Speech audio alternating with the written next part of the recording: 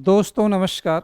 मैं doctor Udaybhan Singh Chronicle IAS के digital platform पर आप सभी प्रतिभागियों का हार्दिक स्वागत एवं अभिनंदन करता हूं। आशा नहीं पूर्ण विश्वास है कि आप सब लोग स्वस्थ होंगे, मस्त होंगे और अपने लक्ष्य के प्रति समर्पित होंगे।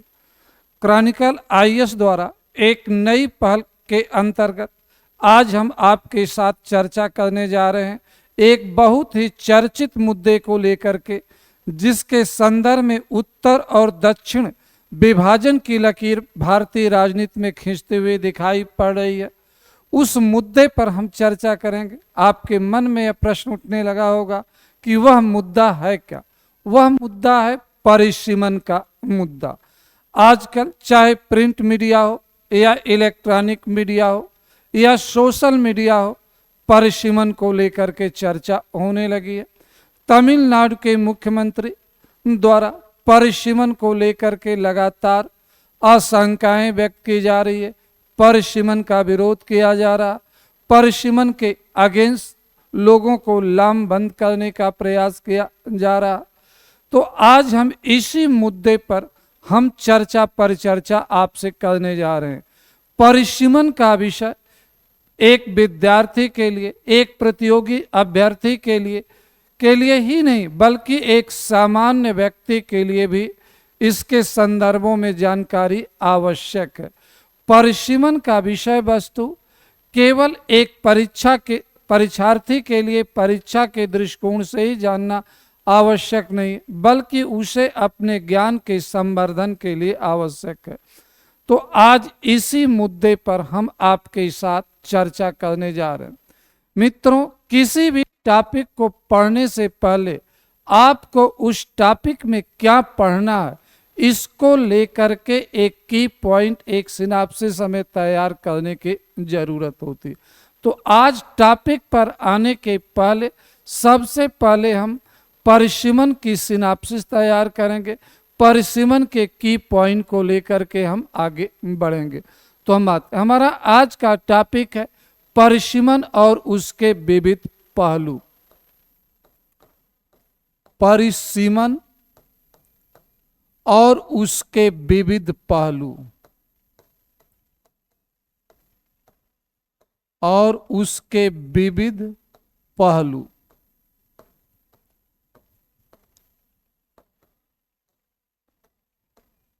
यह हमारा टॉपिक है। इसके अंतर्गत हमें क्या क्या पढ़ना है उस पर हम चर्चा करेंगे। सबसे पहले तो हम आपसे चर्चा करेंगे कि परिसीमन की मीनिंग क्या है, परिसीमन का अर्थ क्या है। परिसीमन का अर्थ, परिसीमन का अर्थ क्या।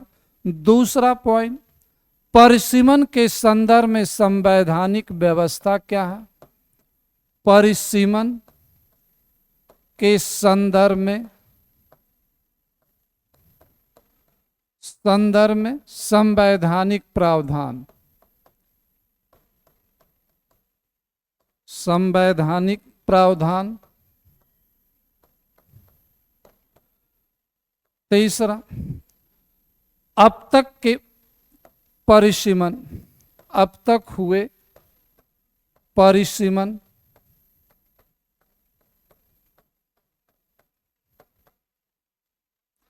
चौथा पॉइंट हमारा है परिसीमन क्यों आवश्यक है। परिसीमन क्यों आवश्यक है।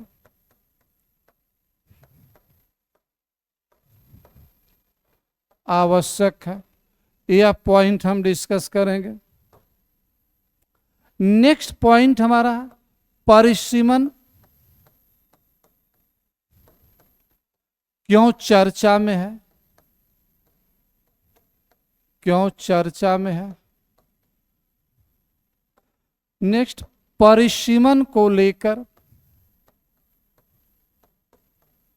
परिसीमन को लेकर दक्षिण भारत के राज्य भयग्रस्त क्यों हैं।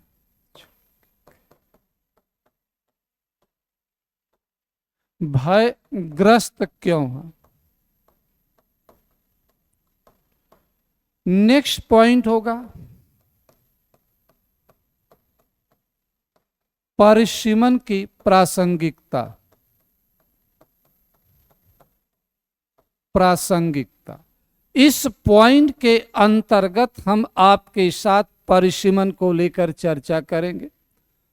यहां पर एक पॉइंट बनता, परिसीमन को लेकर आज वर्तमान में चर्चा क्यों हो रही, जो मैंने आपको संक्षेप में बताया तमिलनाडु का, उस पर भी हम आएंगे। सबसे पहले हम आपके साथ आएंगे परिसीमन का अर्थ क्या होता है, उसके बाद हम डिस्कस करेंगे परिसीमन के संदर्भ में संवैधानिक प्रावधान क्या है, मतलब भारतीय संविधान में परिसीमन को लेकर के क्या व्यवस्था की गई है, अब तक कितनी बार परिसीमन हुए हैं, इसको लेकर के कुछ वर्ष पहले यूपीएससी ने इस पर प्रश्न भी पूछा था कि भारत में अब तक कितनी बार परिसीमन कराए जा चुके हैं। जहां तक मुझे याद आ रहा 2023 में प्रारंभिक परीक्षा में यह प्रश्न पूछा गया था, 22 या 23 के प्रारंभिक परीक्षा में। तो अब हम आते हैं अपने टॉपिक पर, परिसीमन क्या है। सबसे पहले परिसीमन की परिभाषा, परिसीमन की मीनिंग, आप यही कहना कि परिसीमन एक राजनीतिक व्यवस्था या परिसीमन वह अवधारणा है जिसके अंतर्गत निर्वाचन क्षेत्रों का निश्चित समय अंतराल पर पुनर्गठन किया जाता। आपसे कोई पूछता है कि परिसीमन क्या है, तो आप कहना कि परिसीमन एक संवैधानिक, विधिक या राजनीतिक व्यवस्था जिसके अंतर्गत निश्चित समय अंतराल पर टाइम टू टाइम निर्वाचन क्षेत्रों का पुनर्गठन किया जाता।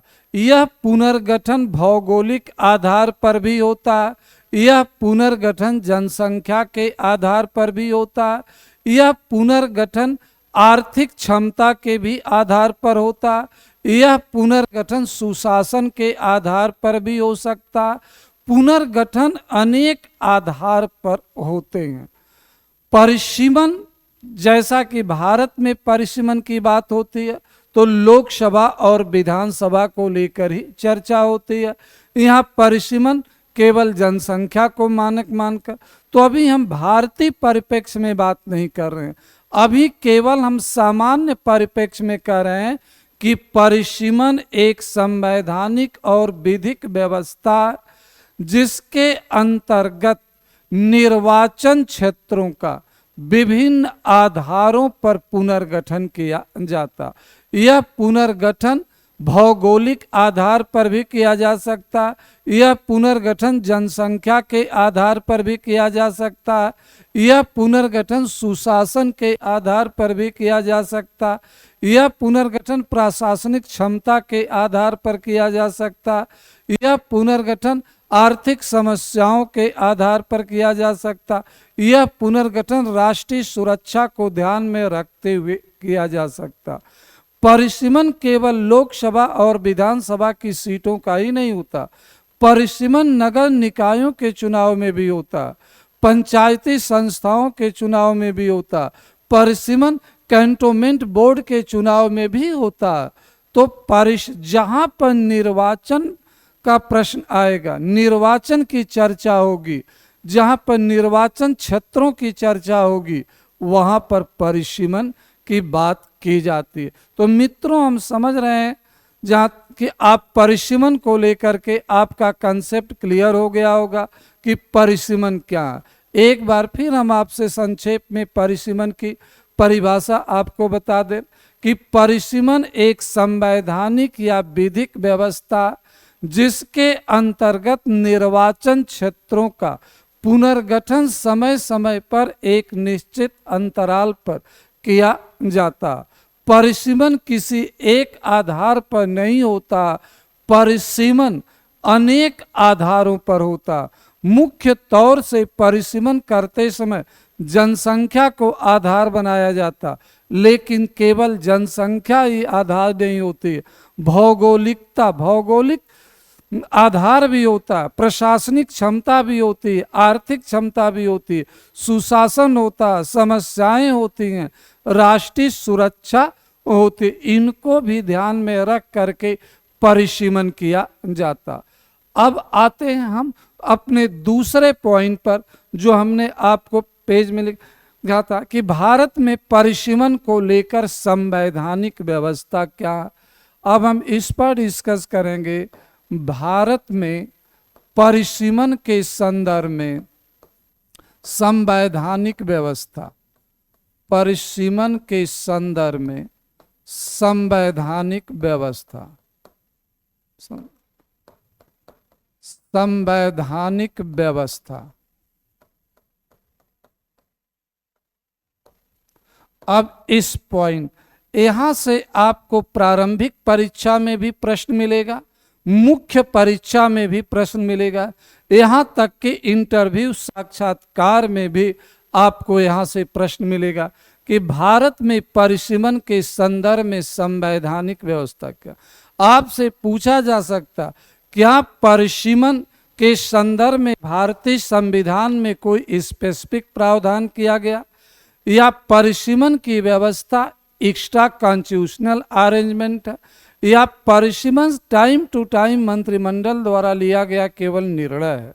इन तो सबसे पहले मित्रों आप याद कर लेना कि परिसीमन एक संवैधानिक व्यवस्था जिसका अनुपालन करना भारत में सभी सरकारों के लिए अनिवार्य है। यह संविधान द्वारा दिया गया एक आदेश है भारत की सरकार के लिए, केंद्र सरकार के लिए, महामहिम राष्ट्रपति के लिए।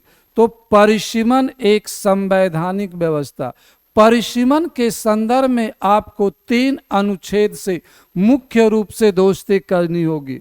भारतीय संविधान के अनुच्छेद 82, आर्टिकल 170 और आर्टिकल 327, इन 3 अनुच्छेद को आप परिसीमन के संदर्भ में आपको जो है जानकारी रखनी चाहिए। तो सबसे पहले हम 327 पर चर्चा करेंगे। आर्टिकल 327 संसद को अधिकृत करती है, संसद को अधिकार देती है कि वह देश में लोकसभा और राज्यों के विधानसभा के निर्वाचन के संदर्भ में परिसीमन सुनिश्चित करे और इस संदर्भ में उपयुक्त विधियां बनाए। 327 भारत सरकार को आदेशित करता है कि परिसीमन के संदर्भ में वह कदम उठाए, उपयुक्त विधियों का निर्माण करे। तो विधि बनाने का काम संसद का है, लेकिन इस दिशा में पहल सरकार को करनी पड़ती है, केंद्रीय मंत्रिमंडल को करना पड़ता। तो अनुच्छेद 327 भारत सरकार को अधिकृत करता है कि परिसीमन के विषय में आप उपयुक्त कदम उठाइए, उपयुक्त कानून बनाइए, उपयुक्त संस्थागत ढांचा बनाइए। अब आइए आर्टिकल 82, अनुच्छेद 82 में यह कहा गया है कि प्रत्येक जनगणना के बाद लोकसभा की सीटों का, लोकसभा निर्वाचन क्षेत्रों का पुनर्गठन किया जाएगा। और अनुच्छेद 170 राज्य विधानसभाओं के संदर्भ में है। तो अनुच्छेद 82 किसके संदर्भ में है? लोकसभा के संदर्भ में। अनुच्छेद 170 राज्य विधानसभा के संदर्भ में, और अनुच्छेद 327 संसद को अधिकृत करता। तो जो हमारी संवैधानिक व्यवस्था है उसके अंतर्गत परिसीमन करवाना भारत सरकार की एक अनिवार्य जिम्मेदारी है। इसे टाइम टू टाइम पर करना पड़ता। अगर हम परिसीमन को स्थगित करते हैं तो इस संदर्भ में उपयुक्त संवैधानिक व्यवस्था हमें क्रिएट करनी पड़ती है। तो आप कह सकते हो कि परिसीमन संविधान द्वारा दिया गया आदेश है जिसका अनुपालन कार्यपालिका और विधायिका दोनों को मिलकर करना पड़ता। परिसीमन करने के लिए एक संस्थागत व्यवस्था के रूप में राष्ट्रपति द्वारा जो है परिसीमन आयोग का गठन किया जाता। उस पर अभी हम थोड़ी देर बाद चर्चा करेंगे। हम समझते हैं कि अब आपको परिसीमन के संदर्भ में जो संवैधानिक व्यवस्था वह क्लियर हो चुकी होगी। परिसीमन ऐच्छिक नहीं है कि कोई सरकार अपनी इच्छा अनुसार परिसीमन कराएगी। परिसीमन एक अनिवार्य व्यवस्था है जिसका अनुपालन करना सरकार के लिए बाध्यकारी है। क्लियर हुआ? अब हम आगे बढ़ते हैं। अब हम आते हैं भारत में अब तक हुए परिसीमन को लेकर के। भारत में अब तक हुए परिसीमन, अब तक हुए परिसीमन।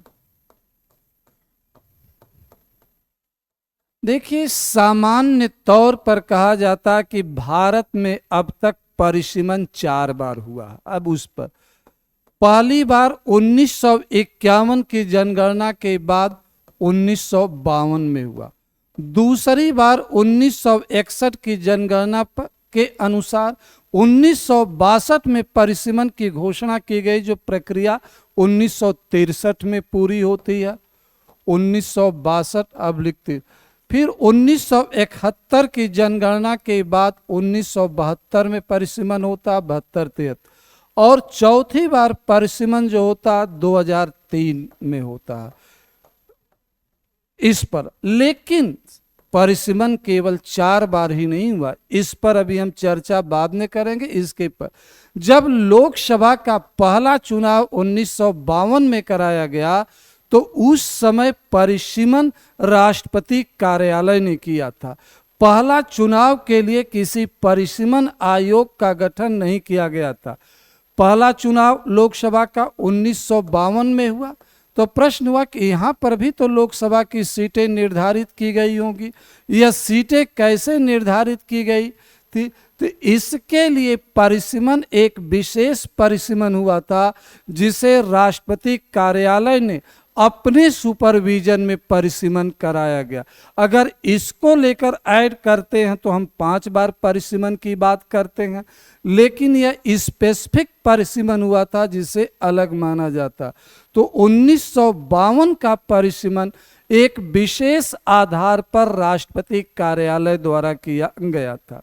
क्योंकि हमें चुनाव कराना था, तुरंत परिसीमन आयोग का गठन संभव नहीं था, तुरंत रिपोर्ट नहीं बनाई जा सकती, तो राष्ट्रपति कार्यालय ने किया। 1951 की जनगणना के बाद 1952 में परिसीमन कराया गया। इस परिसीमन के आधार पर 1957 का लोकसभा चुनाव कराया गया। दूसरा जो लोकसभा चुनाव हुआ था वह 1952 में जो परिसीमन कराया गया उसके आधार पर कराया गया था।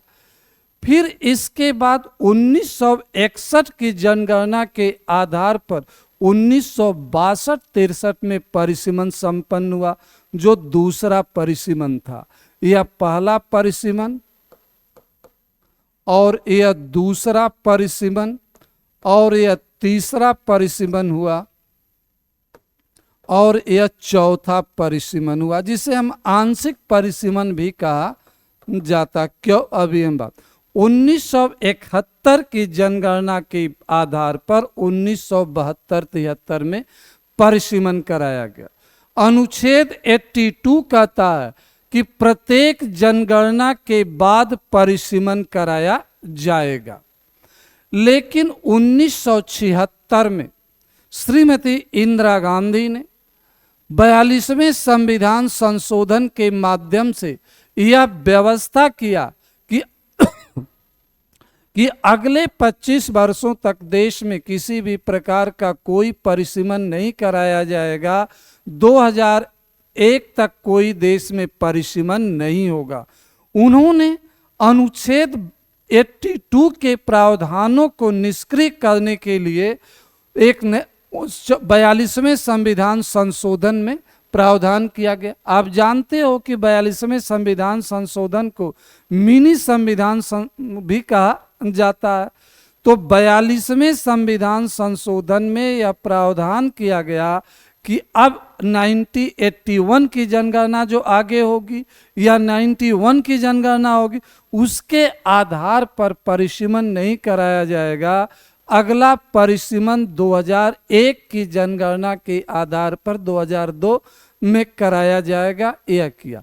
लेकिन 42वें संविधान संशोधन से अनुच्छेद 82 के प्रावधान को हमेशा के लिए सस्पेंड नहीं किया गया, निरसित नहीं किया गया, कुछ समय के लिए परिसीमन को पोस्टपोन किया गया। तो 2001 में परिसीमन जो हुआ, जो चौथी बार परिसीमन हुआ, यह आंशिक परिसीमन हुआ, यह पूर्ण परिसीमन नहीं हुआ। क्यों पूर्ण नहीं परिसीमन हुआ, हम बता रहे हैं। फरवरी 2000 में भारत सरकार ने अपनी नई जनसंख्या नीति लाई। उस जनसंख्या नीति में कहा गया कि जनसंख्या को नियंत्रित करने के लिए दीर्घकालीन परिप्रेक्ष्य में हमें कार्य करना है और 2026 तक जो है लोकसभा की सीटों में कोई वृद्धि नहीं की जाएगी। तो जनसंख्या नीति के प्रावधानों को क्रियान्वित करने के लिए भारत सरकार ने 2003 में संविधान संशोधन करके यह व्यवस्था किया कि 2026 तक लोकसभा की सीटों में कोई वृद्धि नहीं की जाएगी। 2003 में जो परिसीमन हुआ उसमें सीटों की संख्या में वृद्धि नहीं की गई, सीटों का भौगोलिक और क्षेत्रफल के आधार पर उनका पुनर्गठन किया गया। कुछ सीटों के नाम बदले गए, कुछ सीटों के में से कुछ क्षेत्र को हटाकर दूसरे क्षेत्र में जोड़ा गया, कुछ क्षेत्रों का आकार बड़ा था तो उनको थोड़ा छोटा किया गया। तो इसलिए चौथे परिसीमन को हम आंशिक परिसीमन की संज्ञा देते हैं। आंशिक इसलिए कहते हैं कि यहाँ सीटों की संख्या में किसी भी प्रकार का कोई परिवर्तन नहीं किया गया, चाहे वह परिवर्तन वृद्धि के रूप में हो या कमी के रूप में। यहाँ पर जो परिवर्तन किया गया केवल भौगोलिक आधार पर किया गया। तो मित्रों, आपसे पूछा जाए कि भारत में अब तक कितनी बार, तो परिसीमन जो 4 बार हुआ। चौथे परिसीमन को आंशिक परिसीमन भी कहा जाता है। और पहला लोकसभा का चुनाव के संदर्भ में एक विशेष परिसीमन हुआ था जिसे राष्ट्रपति कार्यालय ने किया था।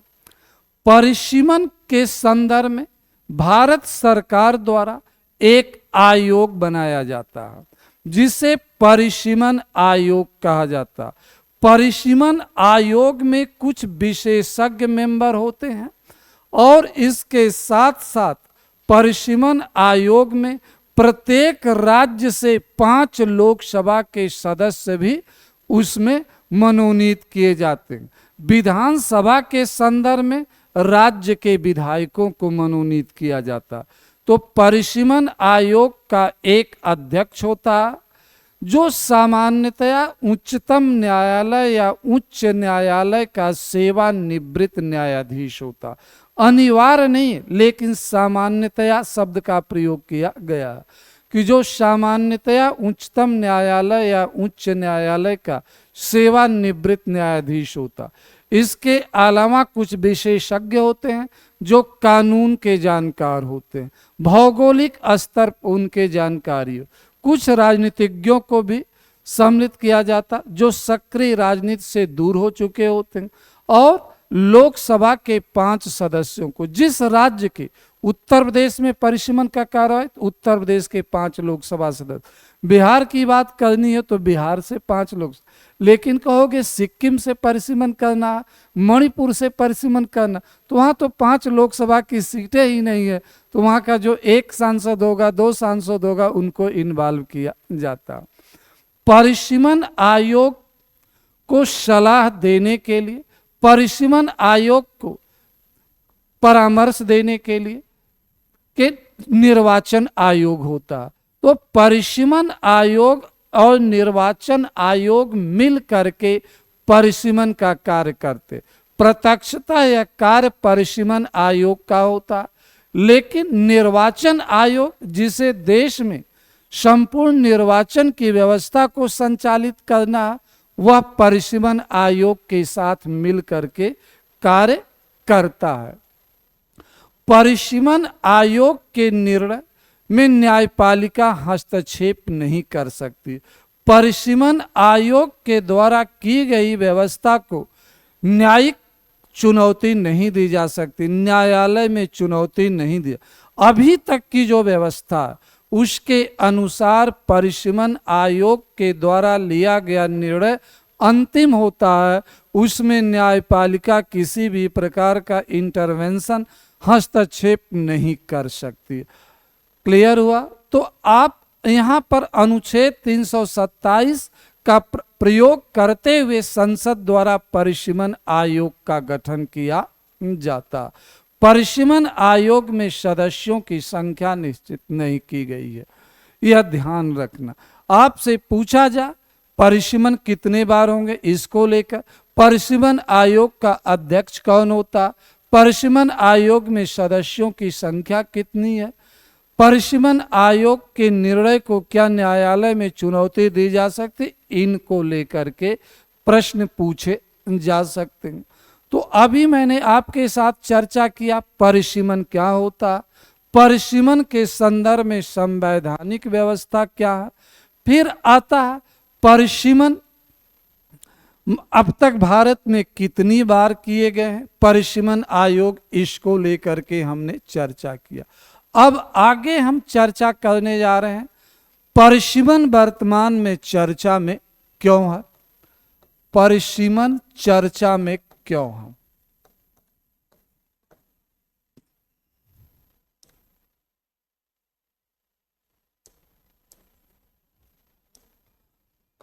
परिसीमन चर्चा में क्यों है?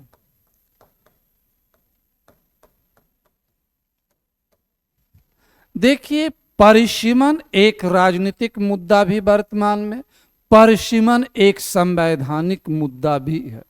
वर्तमान में परिसीमन चर्चा में इसलिए आ गया कि तमिलनाडु के मुख्यमंत्री द्वारा परिसीमन का विरोध किया जा रहा। परिसीमन के संदर्भ में दक्षिण भारत के मुख्यमंत्रियों के साथ बातचीत वह कर रहे हैं। परिसीमन के संदर्भ में अनेक राजनेताओं से उनकी वार्ता चल रही है, वह परिसीमन का विरोध कर रहे हैं। वह कह रहे हैं कि परिसीमन के कारण दक्षिण भारत के राज्यों को घाटा उठाना पड़ेगा। वह कह रहे हैं कि परिसीमन का परिवार नियोजन कार्यक्रमों पर, जनसंख्या नियंत्रण पर प्रतिकूल प्रभाव पड़ेगा। कुछ दिन पहले तमिलनाडु के मुख्यमंत्री ने एक सभा में तमिलनाडु के लोगों से कहा कि आपको अभी से जनसंख्या बढ़ाने के लिए कार्य करना चाहिए, तेजी से जनसंख्या को बढ़ाइए, परिवार नियोजन को अपनाने की जरूरत है। तो परिसीमन जो चर्चा में है तमिलनाडु को लेकर है। हमने कहा कि परिसीमन एक राजनीतिक मुद्दा भी है जो राजनीतिक कारणों से उठाया जा रहा। दूसरी तरफ परिसीमन एक संवैधानिक मुद्दा। 2026 के बाद परिसीमन कराना होगा, मतलब 2029 का जो लोकसभा चुनाव है, जो अब तक की संवैधानिक व्यवस्था वह नए परिसीमन के आधार पर होना है। तो इन सब को देखते हुए तमिलनाडु हो या दक्षिण भारत के राज्यों, उनका सशंकित होना गलत भी नहीं है।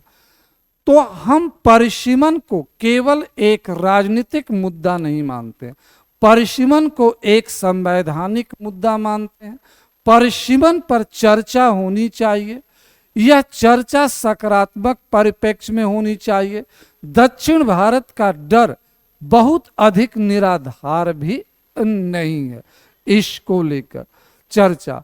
तो हमने कहा कि परिसीमन एक संवैधानिक व्यवस्था, मतलब परिसीमन का प्रावधान संविधान में किया गया है, तो उसका पालन भारत सरकार का दायित्व, संसद का भी दायित्व है, कार्यपालिका का भी दायित्व है। अगर भारत सरकार अपने इस दायित्व को निर्वहन नहीं करती है तो भारत सरकार पर यह आरोप लगेगा कि वह संवैधानिक प्रावधानों का उल्लंघन करती है, या भारत सरकार संविधान संशोधन करके परिसीमन को कुछ वर्षों के लिए टाल भी सकती है। उसके सामने यह भी विकल्प है, जैसा कि 1976 में किया गया, 2003 में किया गया, कि परिसीमन को कुछ वर्षों के लिए स्थगित कर दिया गया। एक रिसर्च हुआ और रिसर्च में यह बताया जा रहा है कि अगर परिसीमन कराया जाता है तो उससे दक्षिण भारत के क्या प्रभाव पड़ेगा। कर्नाटक के संदर्भ में कहा जा रहा है कि अगर वर्तमान जनसंख्या के आधार पर परिसीमन कराया जाता तो कर्नाटक में 6 सीटें बढ़ेंगी। तेलंगाना की बात होती है तो तेलंगाना में 3 सीटें बढ़ेगी। हम प्लस इसलिए लगा रहे हैं कि वो सीटें बढ़ रही। आंध्र प्रदेश की बात हो रही है तो आंध्र प्रदेश में भी 3 सीटें बढ़ेगी। तमिलनाडु की बात हो रही है तो तमिलनाडु में 2 सीटें बढ़ेगी। दक्षिण भारत का एक लौता राज्य केरल है जहां सीटों की संख्या में कमी आएगी, -1 आएगा। अब आते हम थोड़ा उत्तर भारत। अगर यूपी की बात होती है तो यहाँ पर 48 सीटें बढ़ेंगी। बिहार की बात होती है तो बिहार में जो होगा 30 सीटें बढ़ेंगी। फिर इसके बाद महाराष्ट्र की बात आती है तो महाराष्ट्र में भी 19 सीटें बढ़ेंगी। ऐसे ही राजस्थान और मध्य प्रदेश में भी परिवहन के कारण देखते, महाराष्ट्र में राजस्थान की बात आती है तो राजस्थान में 19 सीटें बढ़ेगी, 19 सीटें।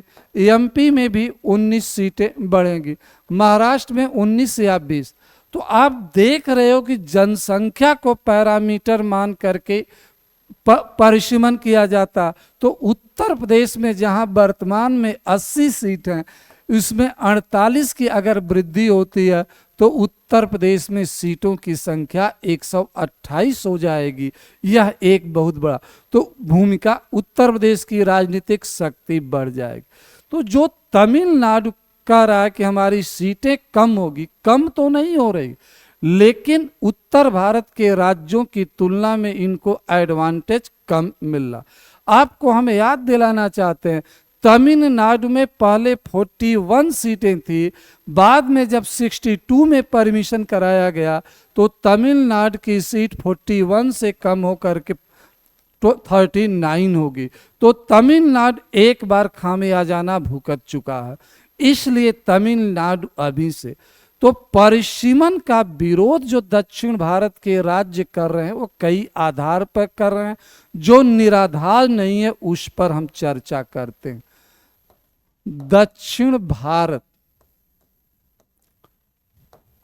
भारत के राज्यों का भय, इनका भय क्या है? पहला भय तो है कि लोकसभा में इनकी सीटें कम हो जाएगी, लोकसभा में सीटें कम होना पहला भय ये इनका।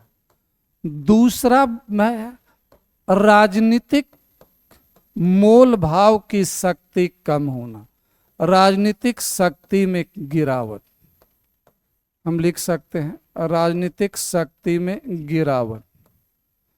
तीसरा नीति निर्माण प्रक्रिया में, नीति निर्माण प्रक्रिया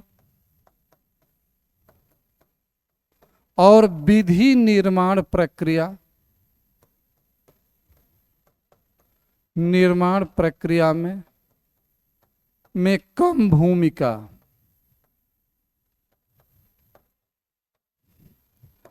सरकार के गठन में, सरकार के गठन में कम भूमिका। पांचवा पॉइंट वित्तीय संसाधनों का कम मिलना, वित्तीय संसाधनों का कम मिलना, संसाधनों का कम मिलना। यह 5 पॉइंट है जिसको लेकर के दक्षिण भारत के राज्य सशंकित हैं कि अगर परिसीमन होता है वर्तमान में अगर परिसीमन होता है तो 2011 की जनगणना हमारे सामने है, 2021 की जनगणना अभी हुई नहीं है। तो जो वर्तमान में परिसीमन होगा या तो 2011 की जनगणना के आधार पर होगा या 2021 की जनगणना संपन्न हो जाती है तो 2021 की जनगणना के आधार पर होगा। तो निस्संदेह उत्तर भारत के राज्यों को, मध्य भारत के राज्यों को इसका एडवांटेज अधिक मिलेगा, क्योंकि उत्तर भारत और मध्य भारत में जनसंख्या का केंद्रण अधिक है। दक्षिण भारत के राज्यों ने परिवार नियोजन कार्यक्रमों को बेहतर तरीके से अपनाया, जिसके कारण वहाँ जन्म दर कम हुई, वहाँ total fertility rate targeted fertility rate से नीचे जा चुका। दक्षिण भारत के राज्यों की जनसंख्या की वृद्धि दर कम है, वहाँ जनसंख्या नियंत्रण में है, इसलिए वहाँ जनसंख्या में वृद्धि नहीं हुई तो वहाँ लोकसभा की सीटें कम होगी। थोड़ा सा पहले पॉइंट को हम क्लियर कर, वहाँ लोकसभा की सीटें वर्तमान की तुलना में कम नहीं होगी, केवल केरल में कम हो सकती है, जबकि अन्य राज्य दक्षिण भारत के, चाहे कर्नाटका हो, तमिलनाडु हो, तेलंगाना हो, आंध्रा हो, कम नहीं होगी, लेकिन उत्तर भारत की तुलना में कम सीटें बढ़ेंगी। यह सापेक्षिक रूप से यहाँ सीटों की वृद्धि कम होगी। यहाँ जब सीटें कम होगी, जनसंख्या कम होती है तो उस राज्य को संसाधन कम आवंटित होता। भारत सरकार चाहे वित्त आयोग की सिफारिशों के आधार पर राज्यों को संसाधन उपलब्ध कराती है या मुखर्जी फार्मूले के आधार पर संसाधन उपलब्ध कराती है, दोनों में जनसंख्या एक बड़ा कारक है, मानक है। तो जिन राज्यों में जनसंख्या कम होती है उनको संसाधन कम मिलता, केंद्र द्वारा अनुदान कम मिलता, केंद्र द्वारा वित्तीय संसाधन कम मिलता, तो दक्षिण भारत के राज्यों को वित्तीय संसाधन कम मिलेगा, जिससे उनका पूंजीगत एक्सपेंडिचर कम होगा, डेवलपमेंट एक्सपेंडिचर कम होगा। जबकि दक्षिण भारत के राज्य ग्रास टैक्स रेवेन्यू में अधिक कंट्रीब्यूशन करते हैं। एक समस्या यह है राजनीतिक शक्ति में गिरावट। आप अक्सर सुनते हो, कहा जाता है कि दिल्ली का रास्ता लखनऊ से होकर जाता। यह इसलिए कहा जाता है कि उत्तर प्रदेश में लोकसभा की सीटें 80 है। जिस राज्य में जितना अधिक सीटें होगी उस राज्य के लोगों की बार्गेनिंग पावर अधिक होती है। तो लोकसभा की सीटों के आधार पर कहीं न कहीं राजनीतिक बार्गेनिंग भी दिखाई देती। अगर गोवा में 2 सीट है, मणिपुर में 2 सीट है, सिक्किम में 1 सीट, सिक्किम का मुख्यमंत्री की राजनीतिक पावर और उत्तर प्रदेश के मुख्यमंत्री की राजनीतिक पावर और तमिलनाडु के मुख्यमंत्री की राजनीतिक पावर में अंतर दिखाई पड़ता। तो जिस राज्य के पास कम लोकसभा सीटें होती हैं, राष्ट्रीय राजनीति में उनकी भूमिका तुलनात्मक रूप में कम होती है, वह राष्ट्रीय राजनीति को बहुत प्रभावित करने की स्थिति में नहीं होते। इसलिए हमने कहा राजनीतिक शक्ति में गिरा। फिर नीति निर्माण प्रक्रिया और विधि निर्माण, कानून बनाने का काम संसद द्वारा किया जाता।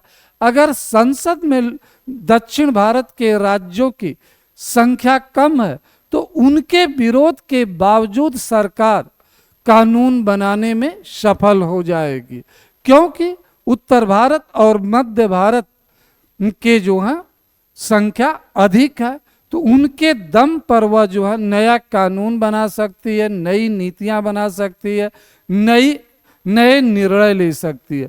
तो दक्षिण भारत के राज्यों का एक यह भी भय है कि हमारी उपेक्षा होने लगेगी, सरकार हमें इग्नोर करने लगेगी। इस मुद्दे को लेकर भय। सरकार के गठन में कम भूमिका, लोकसभा के चुनाव के बाद सरकार का गठन होता। वर्तमान में ही आप देखो तो दक्षिण भारत ने भारतीय जनता पार्टी को आशातीत सफलता नहीं दिया, लेकिन उसके बावजूद भारतीय जनता पार्टी सरकार बनाई।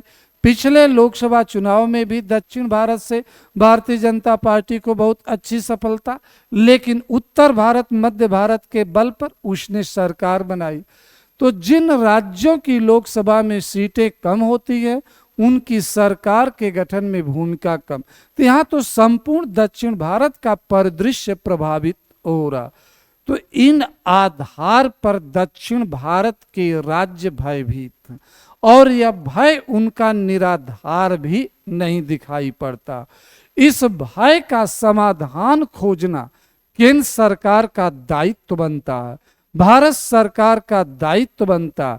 इसे केवल एक राजनीतिक मुद्दे के रूप में नहीं देखना, दक्षिण के राज्यों को भी इसे राजनीतिक मुद्दे के रूप में न देख करके एक संवैधानिक मुद्दे के रूप में, सरकार को जहां अपने संवैधानिक आदेशों का अनुपालन करना है तो वहीं दक्षिण भारत के हितों का भी संरक्षण करना, जनसंख्या नियंत्रण को भी ध्यान में रखना है। इन पहलुओं पर भी आप कह सकते हो कि परिसीमन के सकारात्मक और नकारात्मक प्रभाव क्या होंगे। परिसीमन के सकारात्मक और नकारात्मक प्रभाव, परिसीमन के सकारात्मक प्रभाव, परिसीमन के सकारात्मक प्रभाव। देखिए, लोकतंत्र में चुनाव एक अनिवार्य प्रक्रिया है। चुनाव जनसंख्या को लेकर होता है। तो परिसीमन के संदर्भ में कहा जाता है कि परिसीमन का सबसे पहला प्रभाव होगा सकारात्मक, उचित एवं आदर्श प्रतिनिधित्व सुनिश्चित हो सकेगा। उचित एवं आदर्श प्रतिनिधित्व सुनिश्चित होगा, प्रतिनिधित्व सुनिश्चित होगा। एक पॉइंट है कि जनसंख्या के आधार पर प्रतिनिधित्व मिलेगा। तो आप देखोगे कि वर्तमान में कुछ लोकसभा क्षेत्रों में 25 लाख की जनसंख्या, कुछ लोकसभा क्षेत्रों में 10 लाख की जनसंख्या है। पूर्वोत्तर भारत के राज्यों में और स्थिति अलग है। तो परिसीमन के बाद जनसंख्या के आधार पर सीटों का पुनर्गठन करके एक समायोजन करने का प्रयास, एक उचित प्रतिनिधित्व, आदर्श प्रतिनिधित्व व्यवस्था सुनिश्चित करने का प्रयास किया जाता है। और ऐसा करके सरकार लोकतांत्रिक प्रक्रिया को मजबूत बनाती है। तो दूसरा आप कह सकते हैं कि इससे लोकतांत्रिक प्रक्रिया की मजबूती मिलेगी, लोकतांत्रिक प्रक्रिया को मजबूती मिलेगी, प्रक्रिया को मजबूती मिलेगी।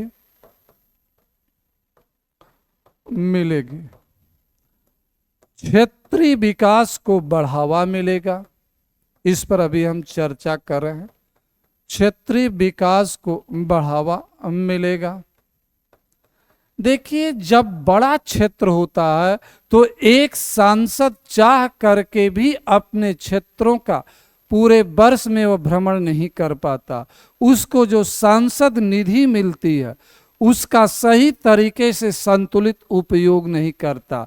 तो जब परिसीमन से पुनर्गठन होगा तो संसद सदस्यों को मिलने वाली धनराशि भी बढ़ाई जा सके। अभी आपको देखो, राज्यसभा में यह मांग उठने लगी है कि प्रत्येक सांसद को साल में 20 करोड़ रुपए आवंटित किए जाएं। तो क्षेत्रीय विकास को, छोटा छोटा क्षेत्र होगा तो एक तो जनसंख्या का उचित प्रतिनिधित्व मिलेगा, विकास को बढ़ावा मिलेगा, लोकतांत्रिक प्रक्रिया मजबूत होगी, सांसद अपने क्षेत्र के लोगों के साथ संवाद को बढ़ाने में, संवाद स्थापित करने में मदद मिलेगी, संवाद स्थापित करने में मदद मिलेगी। लोकतंत्र में जनता के प्रतिनिधियों और जनता के बीच संवाद होना चाहिए। संवाद होने से सामाजिक समस्याओं, संवाद होने से राजनीतिक समस्याओं, संवाद होने से सुरक्षा संबंधी समस्याओं का समाधान मिलता है। तो इस पहलू पर तो एक पॉइंट आप यह भी कर सकते हैं कि परिसीमन के माध्यम से राष्ट्रीय एकीकरण की प्रक्रिया मजबूत होगी, सामाजिक सशक्तिकरण को बढ़ावा मिलेगा। अब परिसीमन का नकारात्मक प्रभाव क्या है, अब इस पर हम चर्चा करते हैं। परिसीमन का नकारात्मक प्रभाव, देखिए परिसीमन का जो नकारात्मक प्रभाव, सबसे पहला जन परिवार नियोजन पर नकारात्मक प्रभाव पड़ेगा। अगर केवल जनसंख्या को ही आधार मान करके परिसीमन किया जाता है तो परिवार नियोजन पर नकारात्मक प्रभाव पड़ेगा। जिन राज्यों को कम सीटें मिलेगी वहां जनसंख्या वृद्धि को प्रोत्साहन मिलेगा, वहां की सरकार प्रत्यक्ष या अप्रत्यक्ष रूप में लोगों से जनसंख्या को बढ़ाने, जैसा कि वर्तमान में तमिलनाडु के मुख्यमंत्री द्वारा खुल करके तमिलनाडु के लोगों से अपील की गई है कि आप अधिक बच्चे पैदा कीजिए। तो भारत सरकार की जो राष्ट्रीय जनसंख्या नीति है उसके प्रावधानों को लागू करने में दिक्कत आएगी। तो अगर केवल जनसंख्या को मानक मानकर परिसीमन होगा तो परिवार नियोजन पर नकारात्मक प्रभाव पड़ेगा, जनसंख्या विस्फोट को बढ़ावा मिलेगा। जो आज धीरे धीरे देश में जनसंख्या स्थिरता की ओर बढ़ रही है, इस पर एक नकारात्मक प्रभाव। दूसरा प्रभाव, दक्षिण और उत्तर के मध्य, दक्षिण और उत्तर के मध्य विभाजन रेखा खींचेगी, विभाजन रेखा खींच जाएगी। विभाजन रेखा के मतलब इसका है कि दक्षिण भारत के राज्य उत्तर भारत को लेकर के पूर्वाग्रह से ग्रसित हो जाएंगे। उनके मन में यह भाव उत्पन्न होगा कि यह सरकार उत्तर भारतीयों की है, यह सरकार हमारे हितों के प्रतिकूल कार्य कर रही है। क्योंकि उनकी सीटें जब कम होगी तो उनकी सीटें कम होने से चाहे कानून निर्माण की प्रक्रिया हो या नीति निर्माण की प्रक्रिया हो, उनमें उनकी भूमिका कम हो जाएगी, सरकार के गठन में उनकी भूमिका कम हो जाएगी। इसे देखते हुए कहीं न कहीं उत्तर बनाम दक्षिण का विवाद उत्पन्न होगा। वैसे ही दक्षिण में देखो तो हिंदी भाषा को लेकर के, त्रिभाषा फार्मूला को लेकर के, नई राष्ट्रीय शिक्षा नीति को लेकर के विवाद उत्पन्न हुआ है। आप याद रखिए प्रधानमंत्री ने उत्तर और दक्षिण की संस्कृति को जोड़ने के लिए ही तमिल काशी संगम का आयोजन निरंतर करवा रहे हैं, जिससे दक्षिण और उत्तर की संस्कृतियों में मेल जोल हो सके। अब बनारस में तमिल काशी संगम प्रतिवर्ष आयोजित किया जा रहा है, तो यह उत्तर और दक्षिण को जोड़ने के लिए ही आयोजित किया। जब दक्षिण और उत्तर के मध्य विवाद होगा तो इसका सीधा प्रभाव भारत की संघात्मक व्यवस्था पर नकारात्मक पड़ेगा। राष्ट्रीय एकीकरण की प्रक्रिया कमजोर होगी। राष्ट्रीय एकीकरण की प्रक्रिया कमजोर होगी। राष्ट्रीय एकीकरण की प्रक्रिया जब कमजोर होगी तो इससे राष्ट्रीय सुरक्षा पर भी प्रभाव पड़ेगा। दक्षिण भारत के राज्य समुद्र के तटीय राज्य, कहीं न कहीं हम चीन की जो जलभू घेराबंदी है उसका भी प्रभाव दक्षिण भारत के राज्यों पर उत्तर भारत की तुलना में अधिक पड़ता। श्रीलंका में हम्बनटोटा बंदरगाह पर चीन की सैनिक गतिविधियां, श्रीलंका और दक्षिण भारत की दूरी बहुत अधिक नहीं है, उनके माध्यम से और दक्षिण भारत के राज्यों का श्रीलंका के साथ, स्पेसिफिक तमिलनाडु के साथ कहीं न कहीं पहले से भावनात्मक लगाव भी है, विरोध भी है। तो दक्षिण भारत में अस्थिरता उत्पन्न हो सकती है, दक्षिण भारत में अलगाववाद की प्रक्रिया उत्पन्न, यह नकारात्मक प्रभाव। तो ऐसे में मित्र प्रश्न उठता है कि आखिर इसका समाधान क्या है। ऐसा तो है नहीं कि परिसीमन होगा नहीं, समाधान क्या, मानक क्या। सबसे पहले हम मानक पर चर्चा कर लें, मानक और समाधान दोनों को एक साथ हम लेकर चल रहे हैं। थोड़ा सा हम राजनीतिक नया संसद भवन बन चुका है, जिसमें लोकसभा में 888 सीटों सदस्यों को बैठने की जगह बनाई गई। तो यह इस ओर लोगों का ध्यान नहीं जा रहा कि वर्तमान प्रधानमंत्री और सरकार ने दूरदर्शिता को ध्यान में रखते हुए लोकसभा में सदस्यों की संख्या बढ़ाने का मन पहले ही बना लिया। 888 सीटें जो हैं निर्धारित की गई हैं। और यही नहीं, 15 अगस्त को भारतीय प्रधानमंत्री ने लाल किले की प्राचीर से देश को संबोधित करते हुए कहा कि युवाओं को राजनीति में आना चाहिए। यह संदेश देकर के प्रधानमंत्री परिवारवाद पर भी चोट कर रहे हैं और गैर राजनीतिज्ञों को राजनीति में आने के लिए प्रेरित कर। तो सरकार तो मन बना चुकी है कि लोकसभा सदस्यों की संख्या में वृद्धि की जाएगी। अगर यही नहीं, भारत सरकार नारी बंधन अधिनियम विधेयक भी पारित कर चुकी है। महिलाओं की सीटों के लिए अगर वर्तमान को देखा जाए तो 1/3 सीटें उनके लिए आरक्षित होगी।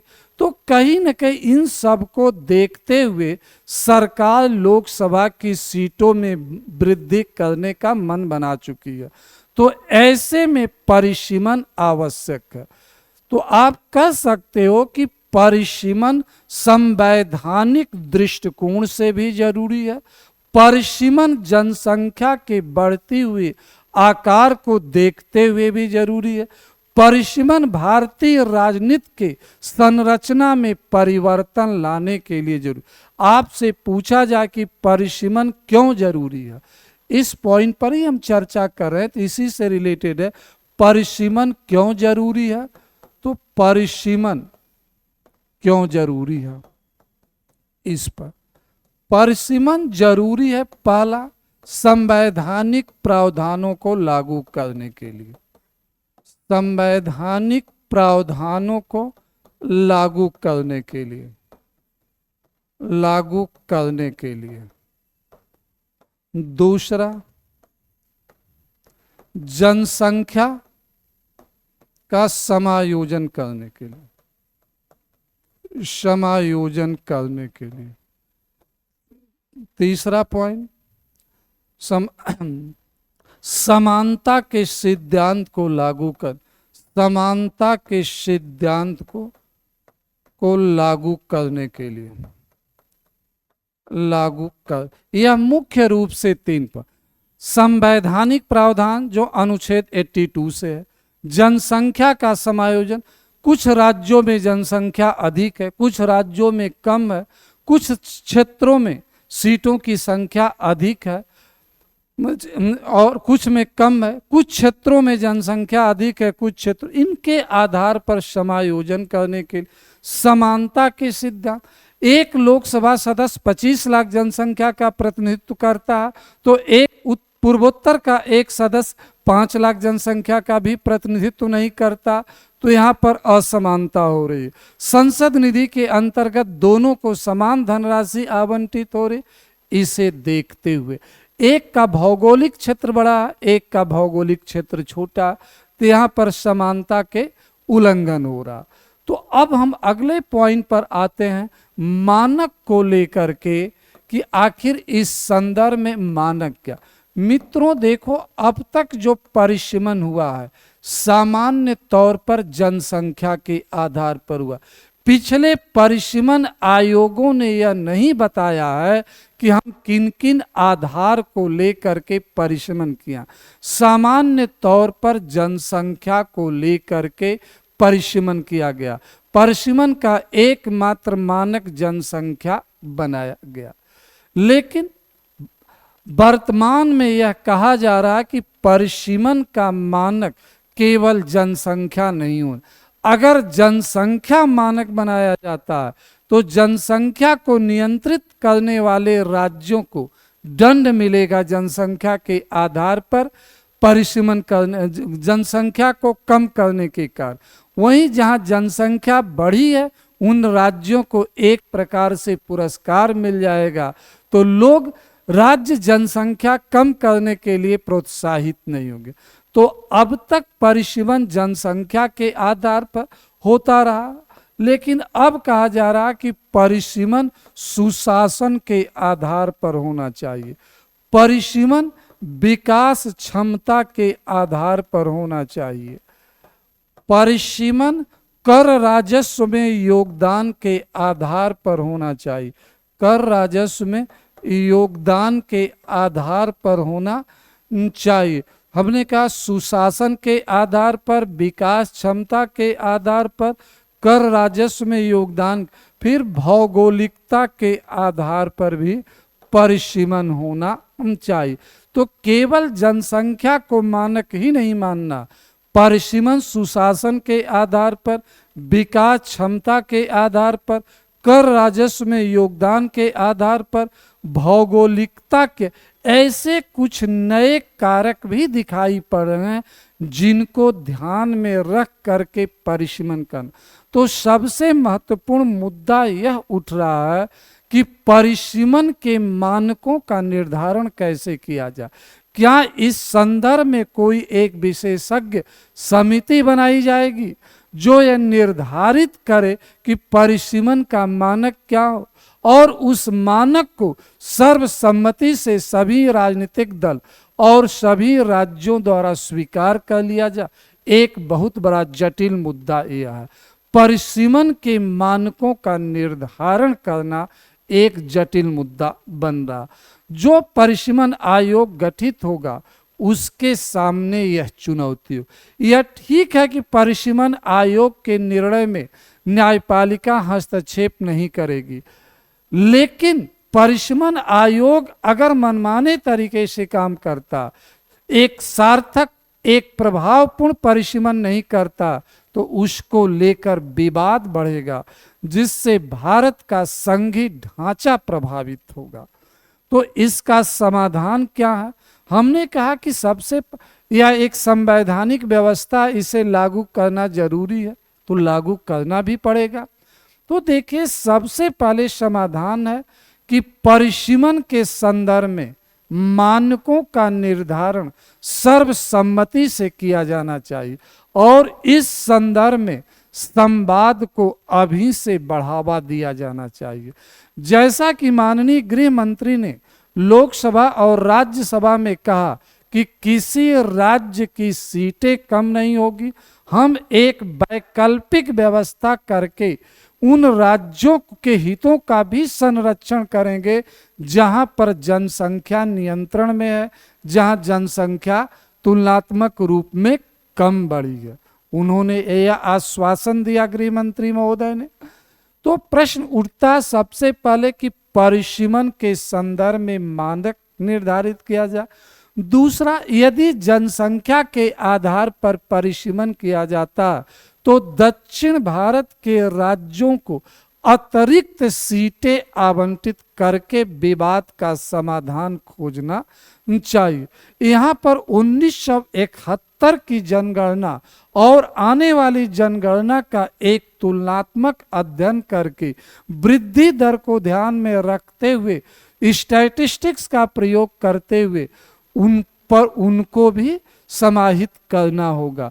दक्षिण भारत के राज्यों में एक न्यूनतम वृद्धि करने का फार्मूला बनाना होगा। अदरवाइज ऐसा नहीं किया जाता तो दक्षिण और उत्तर के बीच एक विभाजक रेखा खींच जाएगी जो भारत की एकता के लिए उपयुक्त नहीं।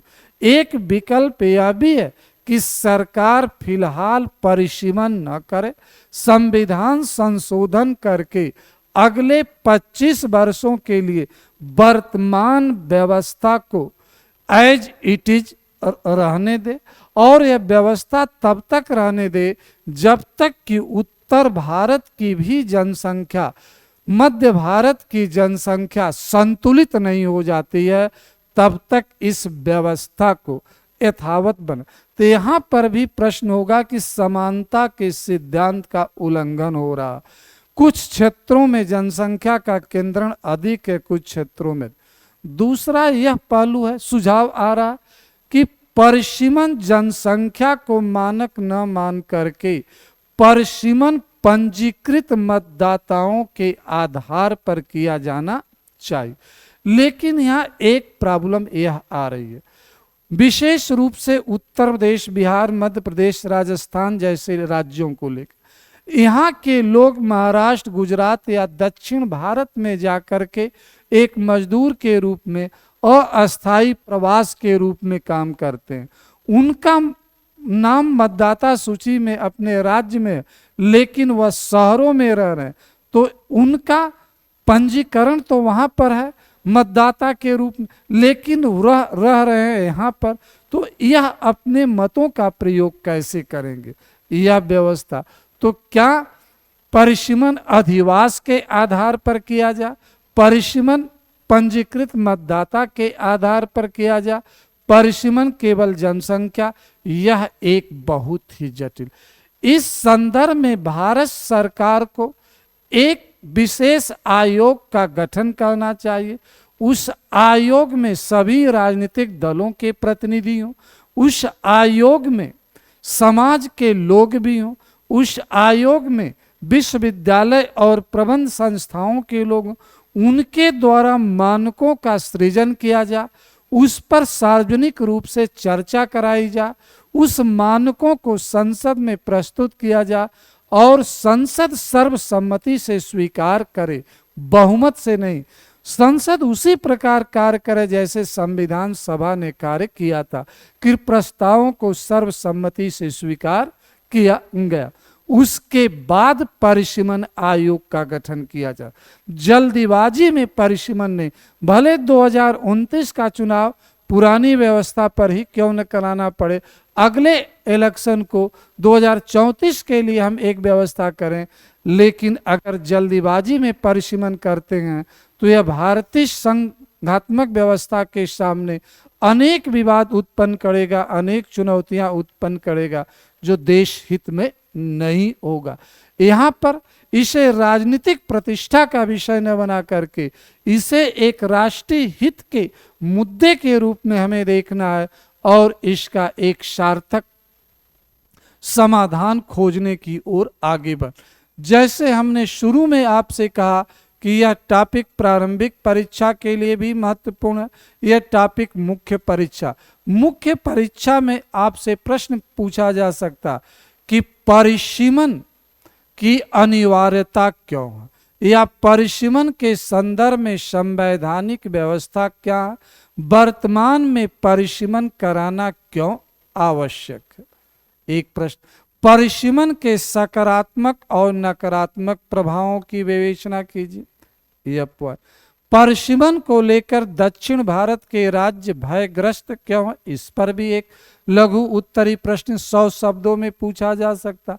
परिसीमन से जनित समस्याओं के समाधान के संदर्भ में सुझाव प्रस्तुत कीजिए, यह प्रश्न पूछा जाए। इस प्रकार मित्रों, आज का जो मेरा टॉपिक था परिसीमन और उसके विविध पहलू कंप्लीट हुआ। अगर किसी को भी कोई डाउटफुल हो तो आप हमसे प्रश्न पूछ सकते हैं। क्रॉनिकल आईएएस आपकी समस्याओं का समाधान खोजने के लिए, समाधान देने के लिए पूर्ण संकल्पित है। क्रॉनिकल आईएएस आपके सिलेक्शन, आपकी समस्याओं का समाधान, आपके व्यक्तित्व निखार के लिए ही बनाया गया। हमारा उद्देश्य व्यवसायिक न होकर के आपकी सफलता सुनिश्चित करना। धन्यवाद।